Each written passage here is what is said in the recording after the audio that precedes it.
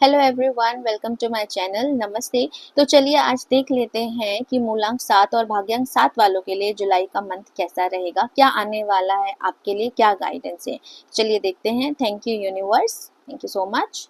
Okay, so आपके लिए जो पहला कार्ड आया है, ओपनिंग हुई है डेथ कार्ड से, देन उसके बाद 4 ऑफ पेंटिकल है हमारे पास, एंड देन हमारे पास क्वीन ऑफ सूट्स है।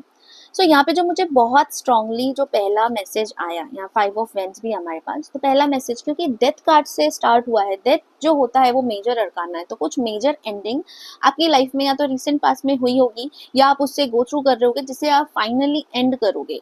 ठीक है, अगर कहीं स्टक थे, कहीं उलझे हुए थे, कहीं क्लैरिटी नहीं मिल रही थी, तो वो क्लैरिटी आएगी। जो चीजें एंड होनी थी वो एंड होगी। बट आपको ये कहा जा रहा है कि अपने फियर को, ठीक है, अपने जो अटैचमेंट इश्यूज है उस पर काम करो, फियर को लेट गो करो, अटैचमेंट्स को लेट गो करो, पकड़ के नहीं रखना है, वरना ये एंडिंग जो आपके बेटरमेंट के लिए आ रही है वो कहीं ना कहीं आपको स्टक करवा सकती है।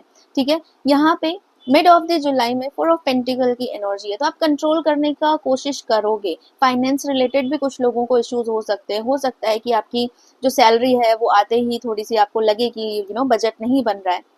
कुछ लोगों के लिए वो भी हो सकता है, कुछ लोगों के लिए कंट्रोल इशू, जैसे मैंने कहा कि वो एंड नहीं होने देना चाह रहे हैं, तो कंट्रोल इश्यूज होंगे। लेकिन एंड ऑफ द जुलाई आपको क्लैरिटी भी आएगी। आप अपने इस असमंजस वाली एनर्जी जो है, जो यहाँ पे स्ट्रगल चल रहा है, इनर फाइट चल रही है, इससे बाहर निकलोगे क्लैरिटी के साथ, बहुत ही कॉन्फिडेंस के साथ। तो जो आपकी स्टार्टिंग में जो एनर्जीज रही हैं, बेसिकली ये डेथ और 4 ऑफ पेंटिकल वाली, ये बिल्कुल क्लियर होती हुई, और आप बहुत क्लियर होते हुए दिख रहे हो। आप एक्शन लोगे, आप बहुत ही क्लियर अपनी बातों को रखना सीखोगे। हो सकता है कि आप थोड़ा सा रूड बिहेव करो एंड ऑफ द जुलाई में, कुछ लोगों को आपकी बातें अच्छी ना लगे, पर अगर आपको लगता है कि यही आपके लिए सही है तो आप उस चीज को कर सकते हो। अगर आपको लगता है कि आपको थोड़ा रफ बोलने से ही यहाँ से क्लियरिटी मिलेगी, यहाँ से एनर्जी क्लियर होगी, तो डू दिस। ओके, बहुत सारे चीजों में, थॉट्स में जगल नहीं करना है, बहुत सारी चीजों में फंसे नहीं रहना है, इनसिक्योरिटी में नहीं रहना है। सबसे पहली बात, आपको इनसिक्योरिटी में नहीं रहना है। अगर फाइनेंस को लेके, किसी रिलेशनशिप को लेके, किसी सिचुएशन को लेके इनसिक्योरिटी है,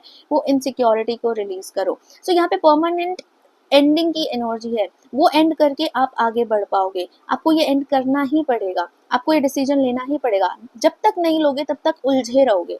सो जुलाई आपके लिए ये लेकर आ रहा है, ये अपॉर्चुनिटी, तो इसको क्लियर करो। ठीक है, बहुत टाइम से जो उलझा उलझा चल रहा था ना सब कुछ, उसको खत्म करने का, उसको क्लियर करने का, उस एनर्जी को क्लियर करने का टाइम आ गया है। Do this. ओके, और हिम्मत रखो। राधे राधे।